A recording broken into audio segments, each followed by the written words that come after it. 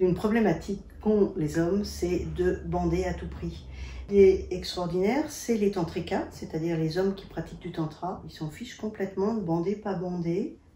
Ils sont beaucoup plus à l'aise. Oui. Enfin, le tantrisme ou le tantra repose sur une connaissance de soi, une connaissance de son corps, et repose sur la notion de plaisir. C'est-à-dire, plus tu amènes du plaisir au sein de ta partenaire, ton ou ta partenaire, plus toi tu peux monter dans ton plaisir. Et je ne parle pas d'un plaisir pénétratif, je parle d'un plaisir de tout le corps. Tout le corps est éveillé, tout le corps devient vibrant.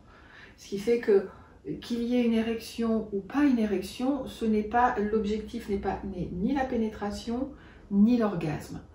Le chemin, c'est le chemin de la sensation, de la connexion, tu vois, là on vient de se regarder, du souffle, de la présence, qui est tellement, je vais reprendre ton mot, bandant, d'avoir une personne en face qui est là, présente, ni absente, ni dans ses fantasmes, ni coupée dans son scénario, ni je dois faire un truc, donc je le fais. Dans sa performance, et donc tout est pris dans la tête. C'est ça. Et cette perception que l'autre est avec toi, complètement là, centré sur les sensations et complètement orgasmique d'un côté. Ça, c'est pour le cerveau.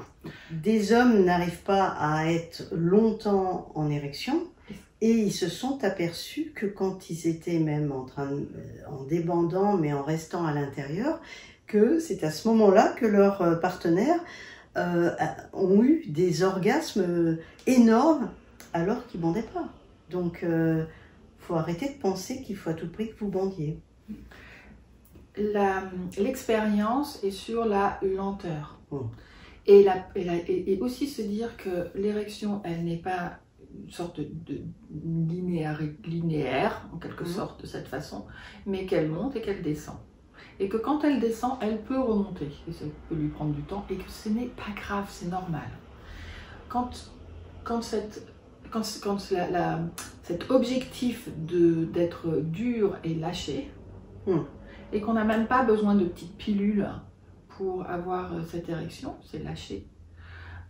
À ce moment-là, lorsqu'il y a une pénétration et que le sexe devient plus mou, c'est le moment de se connecter, de se regarder, de respirer ensemble, de contracter votre muscle PC, comme si vous alliez avoir envie de faire pipi, vous voulez retenir cette envie de faire pipi, vous contractez votre muscle, c'est que votre pénis va légèrement se relever.